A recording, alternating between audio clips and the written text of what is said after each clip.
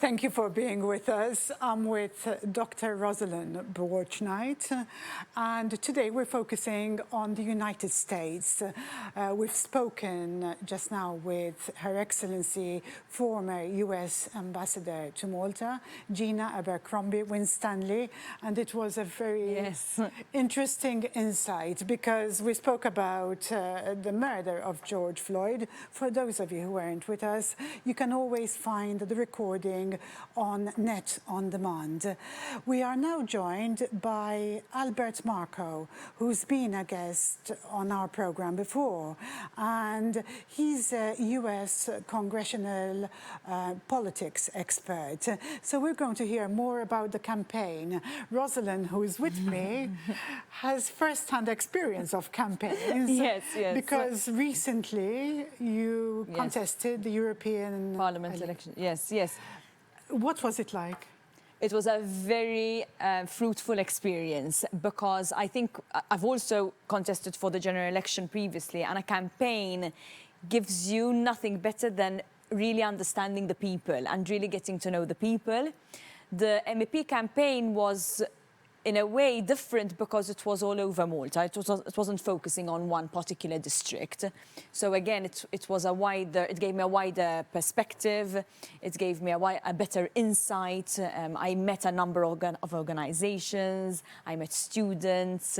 I met the older generation. I have to say, I really enjoy campaigning. Obviously, it's very exhausting. I think it's very different when you do it for yourself. Yes, also. it is. Yes. It is different, but it's worth it. It's definitely worth it. Are you with us, Albert? Yes, I am. It's lovely to have you here again with us. Thank you. Obviously, we're going to talk about the campaign, which is happening at the moment. One thing, we had our former U.S. ambassador, and we spoke about how much your former President Obama is going to be involved in the campaign. What are your views about that? Former President Barack Obama is going to be an instrumental part of the campaigns going forward for the Biden-Harris ticket. Back in 2008, 2016, that time frame where his presidency, there was two camps in the Democratic Party. There was the Obama camp and the Hillary Clinton camp. Once Hillary lost to Donald Trump, the Obama political apparatus had taken over the entire Democratic Party and installed all his people in the highest positions and selected Joe Biden to run against Donald Trump in 2020. And what about vice presidents? You mentioned Senator Harris. I think it's not been announced yet, has it? No, it hasn't been announced, but because I think it's between two women. If you can tell us a bit more about them, perhaps. Yeah, there's a few on the so-called list to become vice president. I believe Valerie Demings. Some people say Susan Rice. Some people say Klobuchar just dropped out. Elizabeth Warren. But by all indications, the Barack Obama and the Biden people had selected Kamala Harris to run as VP as early as last year. Mm-hmm. Why do you think they made that selection? Well, they need the selection specifically to target four states the four swing states, being Michigan, Pennsylvania, Wisconsin, and North Carolina. They need to bring out the African American vote, and they need to bring out a little bit more of the female vote, just to take over the slight edge that Trump had in the last election. Mm-hmm. And she obviously is both, which makes a lot of sense. Can we speak a bit about the George Floyd murder? How do you think it's going to affect the campaign, Albert? Well, it was a tragic event, and now the African American community feels galvanized and energized. And, working in politics, you want to keep that momentum up for the next few months. So there's going to be more protests. Hopefully not as violent, but more protests, more discussions, more selections of African American women specifically in the political power and the political spectrum. So you think it's going to affect the campaign in a positive way, really? I mean, of course. A very horrific, tragic event is going to affect politics in a more positive way. Of course, it's gonna get out the African American, the younger African American voters out into the polls, and they should be going out there. They should be having their voices heard. In general, what we hear from here, obviously, from Americans that we know, from the press, people are very disgruntled about the way COVID-19 has been managed in the United States. Can you shed some light on the Trump administration and how the management of COVID-19 is going to affect the campaign? There's two trains of thought here. There's the response for coronavirus or COVID-19, now we're calling it now, it was awful. But in reality, every country was just gambling on what they could do and how to properly protect their citizens. Now, going forward, you're going to see a lot more COVID-19 news out of the U.S. media, specifically targeting states that they think are swing states coming up in the next election. And to close, Albert, for today, just to summarize, really, going forward. Well, going forward, I would say look for signals in the media, signals from the politicians on what legislation's coming out, what narratives in the news is coming out, and what they're trying to build in terms of momentum, whether it's the George Floyd issue, whether it's COVID-19 issue. You start looking at trends and what the media really wants to push for the next 2 to 3 months. Thank you very much for your update today, Albert. Thank you, and I wish you a good evening. Thank you. Thank you. That was Albert Marco, who is a U.S. politics congressional expert. What did you think about what he said? I think I would have liked maybe to hear a bit more about the swing states, because I think as well there'll be some states which might surprise us. For example, when there was the Hillary Clinton campaign, there were some states which we were thinking, these are sure Hillary Clinton wins. But then in reality, the results ended up being different. So obviously, in case of US politics, it's much more complex because you have a number of different states. And obviously, the states which might swing one way or the other will have surely an impact on whether we're going to have a Biden or a Trump administration. So I'm quite curious to see what's going to happen. And as Albert said, I think we need to keep on following the signals and keep on following what's going on. As was said, Biden made the promise that there'll be a woman as vice president. And I have to say, I think, politicians are finally realizing the importance of female representation. Because at the end of the day, even as Her Excellency said, it's common sense to have representation which represents half the population. So I think I'm happy to see that we are seeing the true value of female participation at such high levels. Obviously, ideally a female president, but hey-ho, yes. We never know when that's going to happen. One day soon. One day soon. Who knows? Our next guest is Professor Michael Cohen, who joins us from Washington. He's an expert on modern political campaigns. Thank you very much, Professor Cohen, for joining us. Thanks for having me.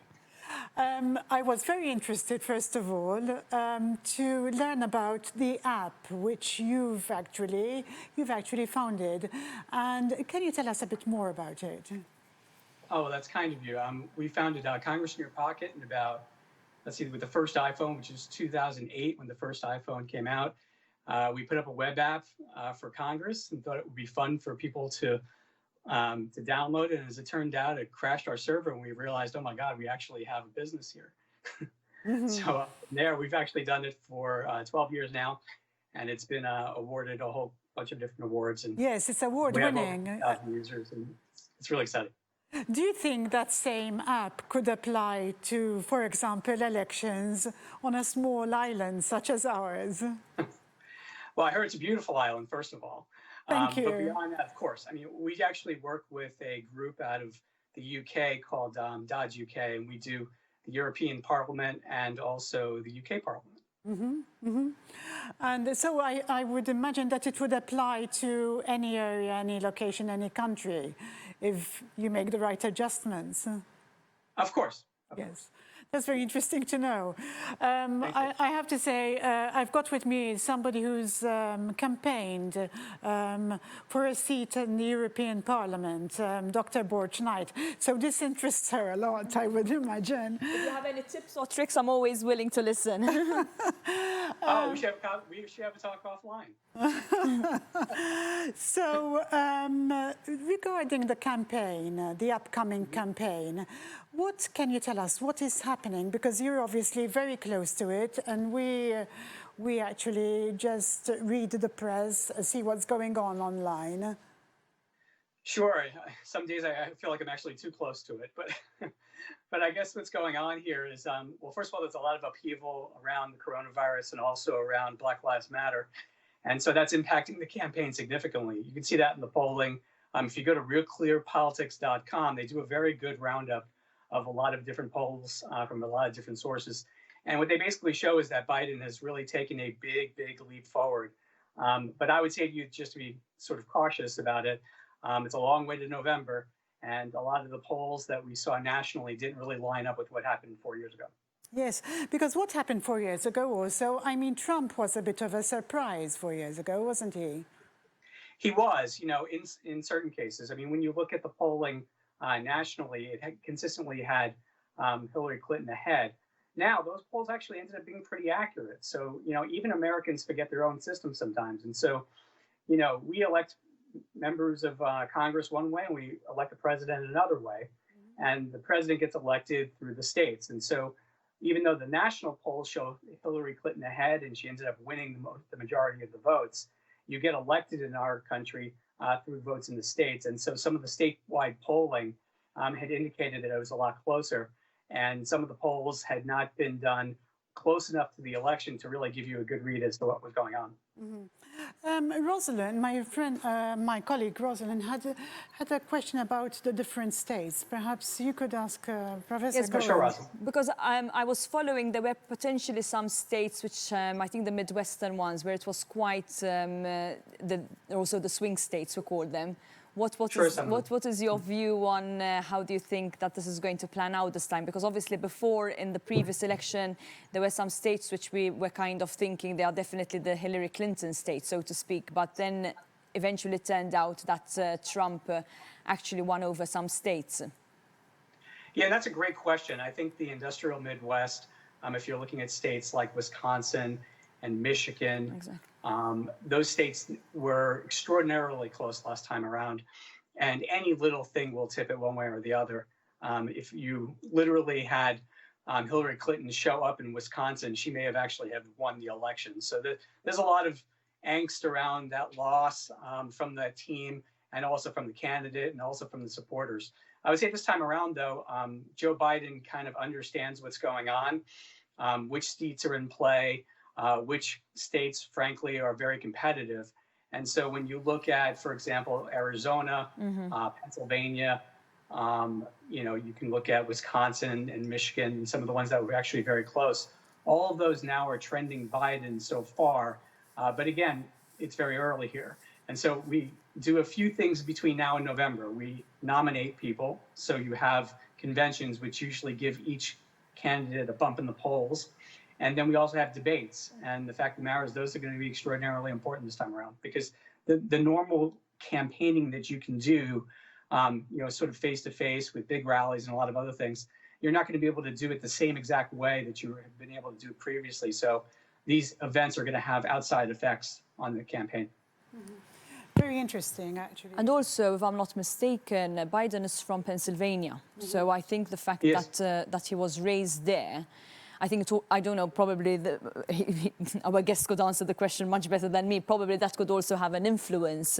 If you are raised in a particular state, maybe it would have an influence as well on the votes that you will be attracting. So potentially that could also... What do you think? It's an excellent point. Yeah, I mean, it's an excellent point. And the fact of the matter is that Joe really does feel in his bones that he's from Pennsylvania. And so even though he, lives in Delaware and, raised his family in Delaware, he's a Pennsylvania guy at heart. And so he really does understand the state. He understands sort of what people, need from their government and what they don't, frankly, want from their government as well. And so, Joe really gets that, whereas Hillary Clinton, frankly, didn't. May I ask you, Professor Cohen, just before we close, Sure. Joe Biden and his choice of a VP, what are your views on that? I've been saying this from the very beginning that Kamala Harris ticked all boxes. I mean, she was not only somebody who fits the bill that he said that he wanted as a female, but really what it comes down to is when Joe Biden was chosen as vice president by Barack Obama, he wanted somebody who had actually been through a national campaign. I mean, going through a presidential campaign is nothing like anything else you've ever done in your life. And so anyone who goes through that really needs to be viewed differently in that decision. Now, when you're looking at what's going on with Black Lives Matter right now, and Kamala Harris's support for certain things that they're trying to do in Congress right now, she's really sort of separated herself from the pack. So I would expect the Kamala Harris pick. If it doesn't happen, that's going to be a mistake. The biggest mistake he can make at this point would be Elizabeth Warren, who is seen as too far left on the political spectrum here. And that would really put Joe Biden in a tough spot with many of the people in Pennsylvania that he wants to convince to vote for him. Thank you very much for joining us, Professor Cohen, and sharing all your views with us. It's been very interesting. Thank you. Thank you, and thanks for having me on. Thank you. That was really quite something different today. How can we compare in any way what happens in the States and the way it happens with what we see locally? I think they are quite different because obviously there's the matter of the size, they have the primaries, but I'm sure there are similarities because at the end of the day, a campaign is a campaign. You have to have your main points as to what you're going to be talking about, what's your targets, which areas you're going to focus on. In a way, Malta's the same on a smaller scale. I'm sure we've seen a lot of backstabbing between Trump and Hillary Clinton. That happens in every political campaign. So I'm sure there are similarities in terms of the way things happen on the ground. But obviously then there are the differences because, again, the US presidential campaign is completely different in terms of how it is, in terms of the primaries, the way they have the Congress, the Senate, then they have, it's very different. But I think the base of campaigning, very much you can say that we have a lot to learn from each other as well. I found it extremely interesting, I have to say. And because you feel very, very much closer to it. You're speaking to people who are actually there and actually are very You're hearing it from the horse's mouth, Yes. and as much as we follow the press and the media, and these people are all experts in their own exactly. right. Yes. I have to say, I really enjoy that, and Yes, I was really getting into it. I could have just stayed all night asking them questions, Thank you very much. Thank you, Roselyn, for joining me, for supporting me tonight. Thank you. And thank you very much for watching. I'll be with you next week, same time, same place. And if you have any queries, any questions, do send them via net television or anonymously via my blog. We always try and raise issues that we receive from you. Thank you very much and good night.